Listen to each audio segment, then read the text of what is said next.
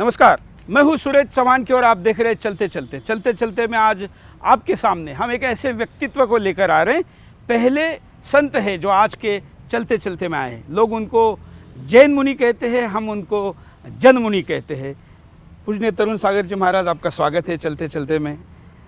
आज पहले संत के तौर पर चलते चलते में आके हमारा शो भी पवित्र हो रहा है, लेकिन बहाना बड़ा अपवित्र रहा आपको लाने का, क्योंकि सारा कड़वाहट भरे माहौल में लोगों के सामने ये विषय गया। लोहा लोहे को काटता है, कड़वाहट कड़वाहट को काटती है। और आप तो कड़वे बोल के लिए जाने जाते हैं। हाँ, मैंने कहा है अपने प्रवचनों में कि कड़वा बोलना मेरी प्रकृति नहीं है, कड़वा बोलना मेरा संस्कार नहीं है, कड़वा बोलना मेरी मजबूरी है। क्योंकि समाज में कड़वाहट है, उस कड़वाहट को काटने के लिए मुझे कड़वा बोलना पड़ता है। और इसलिए कड़वे प्रवचन आप इसके लिए जाने जाते हैं। इसकी इतनी पुस्तकें लिखी, उसका वर्ल्ड रिकॉर्ड भी बना और दुनिया भर में उसकी अब चर्चा भी है। लेकिन संतों के प्रति कड़वे बोलने की परंपरा हिंदुस्तान में नहीं है। आजकल नए नए राजनेता हुए हैं जिनको कोई संस्कार नहीं है, वो कड़वे बोलने लगे हैं। कड़वा बोलने का अधिकार उसको है जिसके पास मिठास हो। देखिए, कड़वा हो, लेकिन कड़वे के पीछे सत्य होना चाहिए। हाँ, तो वो कड़वा तो हमारे परंपरा में, संस्कृति में, धर्म में बोलने के लिए कहा गया है। लेकिन जो कड़वा बोलते हैं, केवल कड़वा ही बोलते हैं, वो कड़वा तो फिर नुकसानदेह है, समाज के लिए भी, परिवार के लिए भी और व्यक्ति के लिए भी, सबके लिए। जिस तरीके से एक संगीतकार के तौर पर, गायक के तौर पर व्यक्ति जाना जाता है हमारे यहाँ पर, इसीलिए कहा गया है कि ऐसे प्रतिभा पाने के पहले साधना ज़रूरी है, सरस्वती की पूजा ज़रूरी है।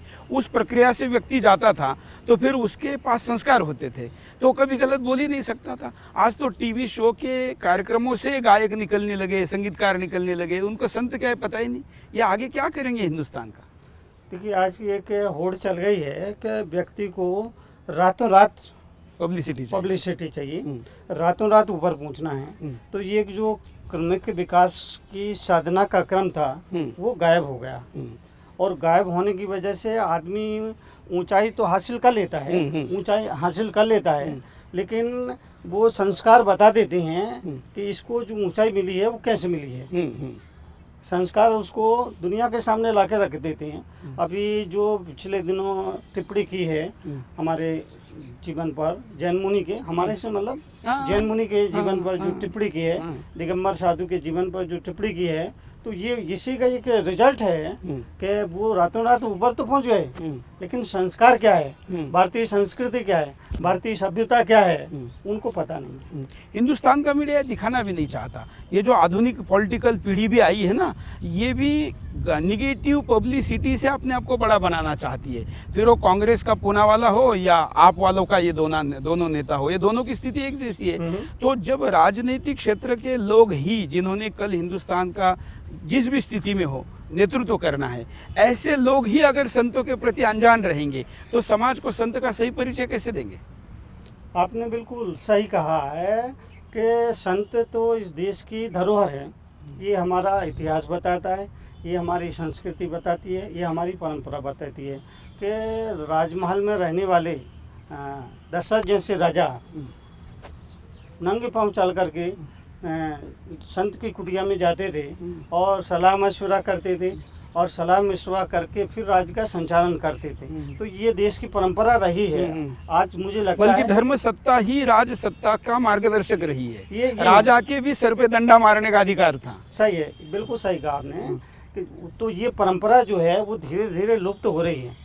और अगर मैं विधानसभा में गया तो ये तो उसी का एक उदाहरण है। मैं तो कहूँगा विधानसभा पवित्र हो गई। तो ये संस्कार जिनमें है वो ऐसा मानेगा, जिनमें संस्कार है, जिन्हें भारतीय संस्कृति का ज्ञान है, वो तो ऐसा मानेगा। पर जिन्हें ज्ञान नहीं है वो तो इसका उल्टा अर्थ लेंगे ना, और उसको ठीक से देख भी नहीं पाएंगे ना।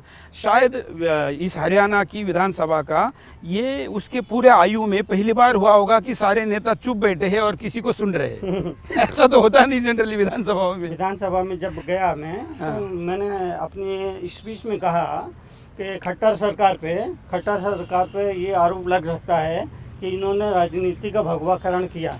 तब मैंने कहा कि राजनीति का भगवाकरण नहीं है, ये तो राजनीति का शुद्धिकरण है। ये राजनीति का शुद्धिकरण है। आपने अगर धर्म को पहले स्थान पर बिठा दिया तो आपकी राजनीति भी शुद्ध होगी। फिर आप राजनीति के माध्यम से देश का जो संचालन करेंगे वो देश के हित में होगा, समाज के हित में होगा, व्यक्ति के हित में होगा। अच्छा, ये इसलिए भी सवाल उठते हैं क्योंकि लोगों के सामने आपका ओवरऑल साधु संतों का वास्तव जीवन नहीं जाता। मैं तो जानता हूँ, लेकिन मैंने जब सोशल मीडिया पे डाला तो बहुत से दर्शक ये नहीं जानते कि एक जैन मुनि होना उसकी 24 घंटे की दिनचर्या ही हिला देने वाली है। लोग जानते ही नहीं है। ठीक है, क्या होती है जैन साधु क्या है ये दुनिया को समझाना जरूरी है।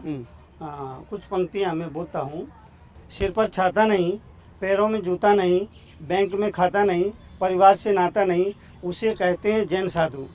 जो जमी कंद को खाता नहीं, कच्चा पानी छूता नहीं, बिस्तर पर सोता नहीं, उपसर्ग आ जाए तो रोता नहीं, उसे कहते हैं जैन साधु। जिसे नाई की ज़रूरत नहीं, जिसे नाई की ज़रूरत नहीं, जिसे तेली की ज़रूरत नहीं, जिसे सुनार की ज़रूरत नहीं, जिसे लोहार की ज़रूरत नहीं, जिसे व्यापार की ज़रूरत नहीं, जिसे बर्तन की ज़रूरत नहीं, जिसे धोबी की ज़रूरत नहीं, फिर भी सबको धोता है, उसे कहते हैं जैन साधु। ये थोड़ा जैसे दर्शकों को आपने बताया, लेकिन मैं बताना चाहूँगा कि जैन मुनि अपनी जो बाल निकालते हैं जैसे सामान्यतः सगळे ब्लेड से निकालते हैं, तो आप लोग तो हाथों से निकालते, खींच के निकालते हैं। जैन साधु की अपनी एक आचरण संहिता है। केवल कपड़े छोड़ देने से कोई मुनि नहीं होता। वस्त्रों के साथ विकारों का त्याग भी जरूरी है। 28 महासंकल्पों से, जिसको जैन शास्त्रों में 28 महाव्रत मूल गुण कहते हैं, मुनि के साधु के 28 मूल गुण कहते हैं, उसको पालना पड़ता है जब जाकर कोई साधु होता है। जैसे आपने कहा कि 28 मूल गुण में ये के भी है किसरंच करना। तो दिगंबर जो मुनि हैं, जैन साधु जो है, वो 4 महीने में अपने हाथों से अपने सिर के बाल निकालता है, खींच करके। और ये वो चूँकि वो स्वाधीन जीवन जीता है, किसी पे डिपेंड नहीं करता है, उसको किसी के परतंत्र नहीं है, वो स्वयं है। तो इसकी वेदना ये छूट भैया नेता क्या जाने। और खाने पीने का भी जरा जरूर बताइए। 24 घंटे में एक बार खाते हैं। बिल्कुल बिल्कुल ठीक है आपने कि जो दिगंबर मुनि हैं, जैन साधु है, 24 घंटे में केवल एक बार अन्न जल ग्रहण करता है। 24 घंटे में केवल एक बार अन्न जल ग्रहण करेगा, वो भी खड़े होकर के। किसी बर्तन का प्रयोग नहीं करते, किसी थाली का उपयोग नहीं करते। दोनों हाथों को अंजलि बनाकर, दोनों हाथों को अंजलि बना के खड़े हो जाते हैं। तो जब ऐसा करते हैं तो कुछ गिरता भी होगा? गिरता है तो नीचे पात्र रहता है। नहीं तो इतने भर में ये तो शायद 100 ग्राम भी नहीं आता। हाँ ठीक है। इसमें 24 घंटे। हाँ, तो इसमें मतलब इसमें जब तक उनको लेना है 10 अंजलि 20 अंजलि 50 अंजलि वो लेते हैं। उस समय मौन रहता है। इस बीच भी अगर कोई बाल आ गया तो फिर भोजन छोड़ देते हैं। अच्छा, पहले में ही अगर आ गया? पहले में ही आ गया भोजन छोड़ देंगे। या कोई मरी हुई चींटी जीव जंतु आ गया तो भोजन छोड़ देंगे। नेक्स्ट भोजन कब? फिर 48 घंटे 24 घंटे के लिए छोड़ दिया। मतलब पिछला पकड़ के 48 हो गए। 48 और फिर अगले 48 में आ गया तो फिर वही नियम वही है ना। ये सारी जिंदगी मैंने खुद ने 13 साल की उम्र में ये दीक्षा ली, जैन संन्यास लिया, महावीर के पथ पर चलने का संन्यास। 13 साल की उम्र से ये नियम पालन कर रहा हूँ, 24 घंटे में एक बार अन्न जल ग्रहण करना।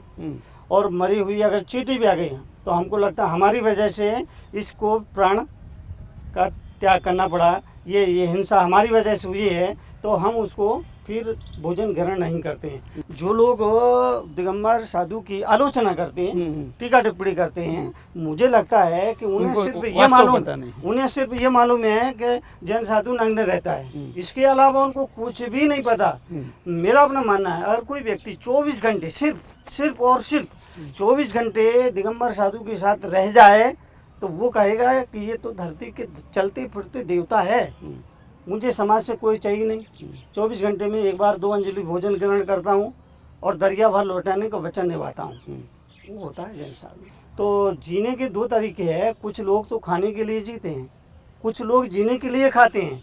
बिल्कुल। तो जो जैन संत है वो जीने के लिए खाता है। अगर 24 घंटे में वो आहार जल भी ग्रहण करता है तो वो जीने के लिए खाता है, खाने के लिए नहीं जीता है। बिल्कुल बिल्कुल। अच्छा, ये इसके आगे अभी थोड़ा बढ़ते हैं कि ओवरऑल वैसे तो जैन मुनि ही क्या, सारे ही संतों के खिलाफ हिंदुस्तान में और विदेश में बड़ा षड्यंत्र हो रहा है, क्योंकि जब तक संतों को बदनाम नहीं करेंगे तब तक हिंदुस्तान पे राज करना मुश्किल है ना। क्योंकि आप लोग तो इतने लाख साल से समाज को जगाते आए हैं, वर्तमान, अतीत और भविष्य इसको जोड़ते आए हैं, तो इसको गुलाम नहीं बनाया जा सकता। तो इसलिए आप लोगों को, मतलब ओवरऑल संतों को, जब तक उनकी क्रेडिबिलिटी खत्म नहीं हो तब तक विदेशी षड्यंत्रकारियों का उल्लू यहाँ सीधा नहीं हो सकता। कल तक जीवन यंत्रण से चलता था, आज षड्यंत्र से चल रहा है।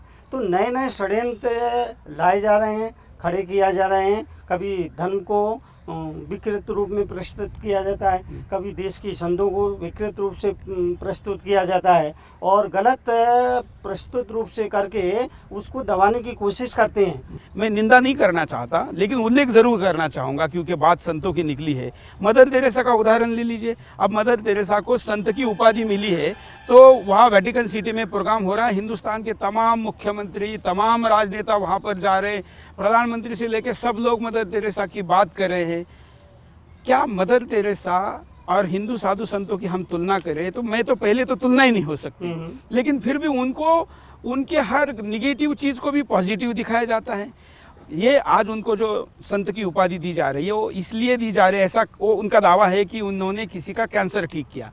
यही कैंसर ठीक आपके पास भी होते होंगे, लेकिन अगर आप दावा करते तो हिंदुस्तान का जिहादी मीडिया 8 दिन इसको कार्यक्रम में चला था, सारे राजनेता निंदा करते। ठीक है, तो ये विरोधाभास क्यों है? आज ये दो चीज़ें सबसे बड़ी समस्या हुई है कि धर्म का व्यवसायीकरण और राजनीति का अपराधीकरण। तो जो इस तरह का ये दोहरा मापदंड है वो मुझे लगता है वो संस्कृति के अनुरूप नहीं है, परंपरा के भी अनुरूप नहीं है। सेवा करें वहाँ तक तो ठीक है, सेवा किया जाए वो तो सब ठीक है, लेकिन इस सेवा के पीछे अगर हमारे मन में कोई षड्यंत्र है तो वो तो ठीक नहीं ठहराया जा सकता। हाँ, बिल्कुल। और ऐसा हो भी रहा है, ऐसा हो भी रहा है, तो वो गलत ही, ऐसा ही हो रहा है। और देखिए, अब जैनियों को विज्ञान सिखाने की बात करने वाले जो तथाकथित वैज्ञानिक है, वो मैं आज एक आपके पास आते आते स्टोरी पढ़ रहा था मदर तेरेसा की। 93 में एक मैगजीन ने, देश के सबसे बड़े मैगजीन ने उनको पूछा कि बाइबल कहता है कि पृथ्वी का चक्कर सूर्य लगाता है और विज्ञान कहता है कि पृथ्वी सूर्य का चक्कर लगाती है, तो मदर तेरेसा जी आप क्या कहेगी? तो उन्होंने 93 में, मैं किसी 1000 साल की बात नहीं कर रहा हूँ, 93 में मदर तेरेसा का जवाब है कि बाइबल जो कहता है कि पृथ्वी का चक्कर सूर्य लगाता है, मैं वो कहूँगी। उनकी इस अंधश्रद्धा पे, अंधश्रद्धा क्या है तो अज्ञान है, इस अज्ञान पे कोई नहीं बोलेगा, लेकिन हमारे ग्रहों का अंतर बताने वाले, मंत्रों का उच्चार करने वाले विद्वानों के खिलाफ बोलेंगे। तो यही ना, ये दोहरे मापदंड है, ये दोहरे मापदंड ही संस्कृति के खिलाफ जाते हैं और आदमी को, जो पढ़ा लिखा आदमी है, उसको सोचने के लिए, समझने के लिए मजबूर कर देता है। धर्म है वो केवल श्रद्धा से नहीं चलेगा, उसके साथ में तर्क भी होना, तर्क और श्रद्धा दोनों का समन्वय रूप हो तो कोई तकलीफ नहीं। लेकिन अब ये जो कैंसर ठीक कर दिया ने, फला ठीक कर दिया ने, ढिका ठीक कर दिया, तो ठीक है, उनकी श्रद्धा हो सकती है। और उन्होंने यहाँ आके जो धर्मांतरण किया उसका कोई उल्लेख नहीं करेगा। वही बात मैंने अभी की आपसे कि सेवा करे वो ठीक है, लेकिन सेवा के पीछे आदमी को पैसा देके, सुविधाएं देके उसको उसका धर्म खरीद लेना, फिर वो सेवा नहीं रह गई ना, सेवा नहीं है। हाँ। वो तो फिर वो षड्यंत्र हो गया। वो तो श्री कृष्ण भगवान को पुतना दूध पिलाने आई ऐसा बता कर आई थी, बताया तो दूध पिलाने था, पिलाना विष था, पर उसके पीछे अभिप्राय उसका तो गलत था ना। लेकिन उसका रिजल्ट क्या हुआ वो भी तो सबको मालूम है। लेकिन आज का श्री कृष्ण जाग नहीं रहा है ना, वो विष को पी रहा है और वो खुद अपने खून को विषैला कर रहा है और अपने के खिलाफ लड़ रहा है। यही बात मैं कहता हूँ कि अब वक्त नहीं है कि कोई अवतारी पुरुष आएगा रामकृष्ण बुद्ध महावीर पुनः लौट कर आएंगे। अब तो आपको ही श्री कृष्ण बनना होगा, आपको ही महावीर स्वामी बनना होगा, आपको ही आगे आना होगा। और जो समाज में बुराइयां हैं, विकृतियां हैं, ध्रुवता है, उनको खदेड़ना होगा और उनके साथ दो दो हाथ करना होगा। जो करना वो आपको ही करना है। जैन समाज की आबादी भी घट रही है, उस पर क्या? जैनों की जो आबादी घट रही है, इसकी एक वजह ये है कि जैन धर्म में अगर किसी ने गलती की तो उसको समाज से बाहर करने की तो व्यवस्था है, लेकिन वापस लाने की व्यवस्था नहीं है। एक और भी बड़ा षड्यंत्र का शिकार जैन समाज समुदाय होता है, क्योंकि ज़्यादातर व्यवसायी है, व्यापारी है। लव जिहाद के केसेस में जो ऐसे लव जिहादी है जिनको डोनेशन, पैसे, बख्शीश, प्राइज मिलती है, उनमें सबसे महंगी लड़की जैनियों की होती है। उसके बाद फिर ब्राह्मण, उसके बाद अलग अलग प्रकार की लड़कियों के रेट होते हैं। तो जैन लड़कियों को मुसलमान लड़के लव जिहाद के षड्यंत्र में फंसाते हैं। इसके प्रति मेरे कई मित्र जैन हैं, वो चुप बैठकर उसको सेटल करने के दिशा में ज़्यादा प्रयास करते हैं, संघर्ष करके ख़त्म करने की दिशा में नहीं करते। लव जिहाद जो है, मेरा अपना मानना है, ये एक और पाकिस्तान बनाने का षड्यंत्र है। एक और पाकिस्तान बनाने का षड्यंत्र है। ये हमारे सामने बहुत खतरे की घंटी है। वक्त रहते, समय रहते हमें जागना चाहिए और सत्ता के खिलाफ सच कहने का साहस जब तक नहीं आएगा इस देश के आम नागरिक में, मुझे लगता है कि समस्याएं बढ़ती ही जाएंगी। और आज ये समस्या कितनी हो रही है, हिंदू समाज की जो लड़कियां हैं, जैन समाज की जो लड़की हैं, महाजन समाज की जो लड़कियां हैं, वो लड़कियां उधर जा रही हैं। क्योंकि वो लड़कियों में भी कोई संस्कार नहीं है, उनको कुछ मालूम ही नहीं है। ये प्रेम के आकर्षण में आकर के बह जाती, बाद में पछताती है, सारी जिंदगी बर्बाद हो जाती है, 100% जिंदगी नरक हो जाती है। लेकिन तब तक वक्त निकल चुका होता है, फिर कुछ नहीं होता है। कहते ना, पछताए क्या होता गया जब चिड़िया चुग गई से, यही हो रहा है। तो इसके प्रति भी आप लोगों ने, खास करके साधु संतों ने, कैंपेन चलाने की जरूरत है, बोलने की जरूरत है। आप तो बोलते हैं, लेकिन सबने बोलने की जरूरत है, सबको बोलना चाहिए। और गलत को गलत कहने का साहस आदमी में होना चाहिए, अपना मेरा मानना है। तो जब अगर गलत को गलत कहने का साहस ही खत्म हो गया तो फिर तो ये समस्याएं दिन ब दिन बढ़ना ही है और बढ़ रही हैं। बिल्कुल। लेकिन इसमें क्या है, लड़कियों का तो दोष है ही, उधर से षड्यंत्र हो रहा है। मतलब प्राइज भी दिया जा रहा है, वो झूठा नाम लेता है, हाथ में भगवा धागा लगाता है, अपना नाम गलत बताता है, झूठा मंदिर में दर्शन को जाता है। ये भी मैं अपने प्रवचनों में अपील करता हूँ, खास करके युवतियों से, लड़कियों से ये अपील करता हूँ और कहता हूँ कि शादी भाग कर नहीं, जाग कर करो। शादी भाग कर नहीं, जाग कर करो। और शादी का फिल्मीकरण मत करो। ये कोई 3 घंटे की फिल्म नहीं, वो खत्म हो जाएगी। ये तो जन्मों का है, सारी जिंदगी आपको इसको जीना है, लेकिन ज्ञान नहीं है, फिल्मीकरण कर रहे हैं। वो लड़का वो कसम खाता है, तेरे लिए हम मांस भी छोड़ देंगे, तेरे लिए वो भी छोड़ दूंगा। तब मैं कहता हूँ, तुम यहाँ पाँव के नीचे चींटी भी आ जाए तो तुम्हारे प्राण कब जाते हैं। कल को तुम उस घर में भाग के जा रही हो, वहाँ कटती हुई मुर्गी को कैसे देख पाओगे? कटती हुई गाय, मुर्गी तो छोटी गाय को कैसे देख पाओगे? उबलते हुए अंडे को कैसे देख पाओगे? तो जरा पढ़े लिखे हो, जो न्यू जनरेशन है वो पढ़ी लिखी है, अनपढ़ नहीं है, गवार नहीं है, पढ़ी लिखी है। तो सोचो, विचारो।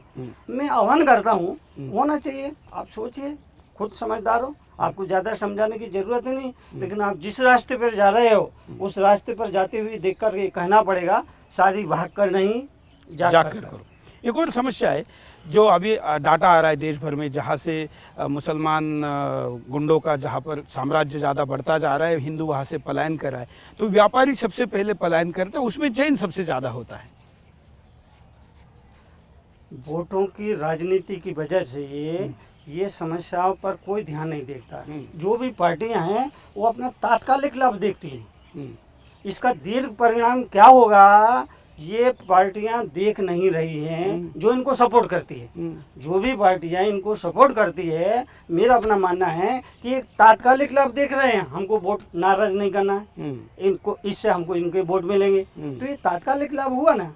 लेकिन दीर्घगामी जो परिणाम क्या है, इसकी सजा तो देश को भुगतना पड़ेगी। बहुत बार मैं जैन, मेरे कई मित्र हैं, वो अहिंसा का मतलब महावीर की अहिंसा गलत तरीके से लेते हैं। देखिए, महावीर की जो अहिंसा है वो कायरता नहीं है। हाँ, अहिंसा है, कायरता नहीं है। अगर मेरे ऊपर किसी ने आलोचना की तो मैं मुनि हूँ, साधु हूँ, मैं, मेरे लिए दुश्मन और मित्र समान है। पूजा करने वाला और आलोचना करने वाला समान है। लेकिन जो समाज है वो तो मेरे जैसे हाँ, ऊंचाई पे नहीं है ना, और वो बंधन भी नहीं है। हाँ, हाँ, उसको बंधन नहीं है। हाँ। तो हिंसा के महावीर ने 4 भेद किए। उस 4 भेद में बताया है कि एक औद्योगिक हिंसा होती है, एक आरंभिक हिंसा होती है, एक विरोधी हिंसा होती है। तो ये जो हिंसा है वो सारी हिंसा का त्याग होता है, लेकिन विरोधी हिंसा का त्याग नहीं। महावीर ने कहा कि गृहस्थ अगर आप हैं, मेरा विरोधी हिंसा का त्याग होगा। मुनि है, अगर उस पर कोई आक्रमण करता है वो प्रतिकार नहीं करेगा, प्रतिकार नहीं करेगा। लेकिन गृहस्थ हैं, अगर उनके धर्मावलंबन पर कोई आक्रमण करता है, उनके धर्म पर, उनके परिवार पर आक्रमण करता है, तो महावीर ने कहा कि आप अस्त्र उठा सकते हैं, हथियार उठा सकते हैं, बिना प्रयोजन के नहीं उठाएंगे। ये पता ही नहीं हाँ, लोगों को। वो संकल्प हिंसा नहीं करना, विरोधी हिंसा नहीं करने का, उद्योगी हिंसा नहीं करने का। लेकिन विरोधी हिंसा के लिए आपको अपनी धर्मावलंबन, परिवार, संत, मुनि, गुरु हैं, उनकी रक्षा के लिए आप प्रयोग हथियार का जो भी करना है, आप विरोधी हिंसा का आपका त्याग नहीं है। बहुत बड़ी बात है। मतलब आप, मुझे लगता है पहली बार टीवी से लोगों के सामने ये बात जा रही है। मालूम नहीं ना। हाँ, एक स्थिति होती है कि शांति का समय है और एक स्थिति है लड़ाई का या अशांति का समय है। मैं ऐसा हमेशा कहता हूं कि अगर हम शांति के समय में ज़्यादा पसीना बहाएंगे तो अशांति के समय में कम खून बहाएंगे। भाई, अगर पड़ोसी के घर में आग लगी है और आप ये सोच के बैठे कि मैं तो सुरक्षित हूँ, तो इस बात को आप भूल रहे हैं कि वो आग वहीं स्थिर रहने वाली नहीं है, यहाँ आएगी, आपके घर तक भी वो आएगी। इसलिए मेरा अपना मानना है कि शांति से सोना है तो जाग जाएगी, शांति से सोना है तो जाग जाएगी। बिल्कुल। लेकिन ये जगाने का जो प्रयास करते हो साधु संत ही बार बार शिकार होते हैं। अब आपने विधानसभा में भाषण दिया, अब तो मैं तो कहता हूँ आपको लोकसभा में देना चाहिए। मैं मोदी जी को कहूँगा, मेरा अपना स्पीकर को कहूँगा, बिल्कुल आप दिल्ली आइए, आपने देना चाहिए। मेरा अपना मानना है, अब संत मुनियों को अपनी प्रवचन आम जनता के बीच करने की बनस्पत लोकसभा और विधानसभाओं में करना चाहिए, क्योंकि खतरनाक लोग वहीं मौजूद हैं। लेकिन एक मैं अब देखिए, एक मिनट, अब देखिए ना कि देश की समस्याओं को सुलझाने के लिए बनी संसद आज खुद एक सबसे बड़ी समस्या बन गई है। अब ये सारी स्थिति में काम आता है मीडिया का। अब मीडिया की भूमिका भी देश में, एक तो ज़्यादातर मीडिया में विदेशी पैसा है। अब विदेशी पैसे में भी चर्च का पैसा है, तो चर्च का पैसा। सूरज जी देखिए, मीडिया तो आज स्थिति ये है कि कुत्ता आदमी को काटे तो समाचार नहीं बनता है, आदमी कुत्ता को काट ले तो समाचार बनता है। मीडिया जो है पूरी तरह से नकारात्मक, निगेटिव बात पर फोकस करता है। मैं अच्छा कर रहा हूँ, मुझे सुनने के लिए हजारों लोग आ रहे, पर मीडिया को इससे कोई लेना देना नहीं, वो नहीं दिखाएंगे। अगर जरा सा भी स्खलन कहीं दिख जाए तो उसको सिर पे बिठा लेगा, और उसके अलावा कोई खबर ही नहीं होगी देश में। बिल्कुल सकारात्मक भाव नहीं रहा है। इसलिए हम सुदर्शन में हमने 1 रुपए की विदेशी इन्वेस्टमेंट नहीं ली है। हम करीब करीब एकलौते नेशनल न्यूज चैनल है जो हम पूर्णतः स्वदेशी हैं।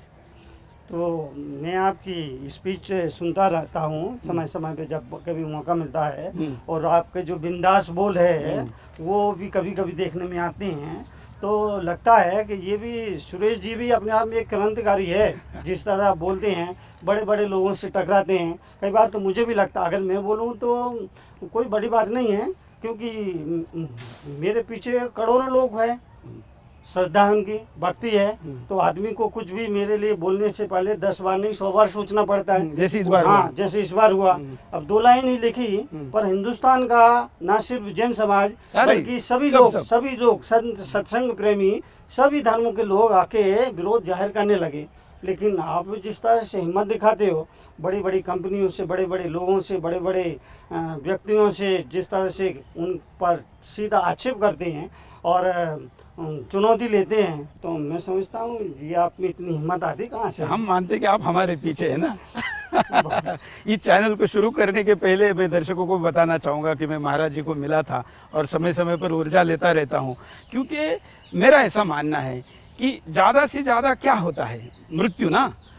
मैं मानता हूँ कि अगर मृत्यु का भय व्यक्ति जीवन से निकाल दे, सबसे बड़ा भय मृत्यु का भय है। तो अगर वो निकाल दे तो कुछ नहीं है, फिर तो कुछ और नहीं, बचा क्या? और मेरा ही नहीं, किसी भी छोटे से प्राणी पशु का भी मृत्यु ऊपर से तय है, उसके पहले आएगा नहीं, तो किसको डरना है? ठीक है। और अगर शिवाजी डरे होते तो हिंदवी स्वराज्य स्थापन होता क्या? तो अगर हमको भगवान ने यहाँ तक पहुँचाया है, माइक दिया है, चैनल दिया है, करोड़ों दर्शक दिए हैं, तो सच बोलेंगे। सीधे साधे रास्ते पर तो कोई भी चल लेता है। हाँ? और सीधे साधे रास्ते पर चलने वालों का इतिहास नहीं बनता है।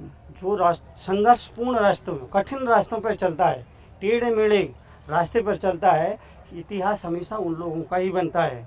आपने वही रास्ता अपनाया है, और मैं समझता हूँ जो भी वो रास्ता अपनाएगा वो इतिहास में उसका नाम, आज शिवाजी महाराज हैं और भी हमारे महापुरुष है, वो सब वही है, संघर्ष का रास्ता अपनाया, बिल्कुल इतिहास में वो उनका नाम दर्ज हो, इसलिए संघर्ष जारी है। आप लोग संघर्ष में से आदर्श आएगा। हाँ, संघर्ष में से ही आदर्श आएगा। बिल्कुल बिल्कुल। अच्छा, आपने इस बार जब आपके ऊपर ये अटैक हुआ तो आपने कहा कि हाथी चलता है, कुत्ते भौंकते हैं। मुझे इस पे थोड़ी आपत्ति है, लेकिन क्योंकि आपने कुत्तों का अपमान कर दिया।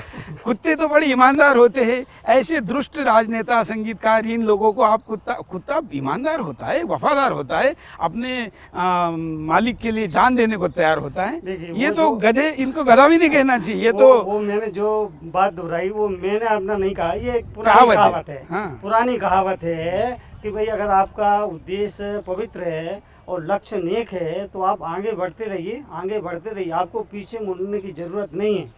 दुनिया का काम कहने का है। आप गधे पे बैठ के चलोगे तो भी दुनिया कहेगी, गधे को कंधे पर बिठा कर चलोगे वो तो चलने नहीं, तो भी दुनिया कहेगी। दुनिया हर हाल में कहेगी, इसलिए आप अपने हिसाब से जियो। बस एक ही बात का ध्यान होना चाहिए, आपका लक्ष्य पवित्र हो, उद्देश्य नेक हो, आप बढ़ते जाइए, आप पीछे मुड़ के मत देखिए।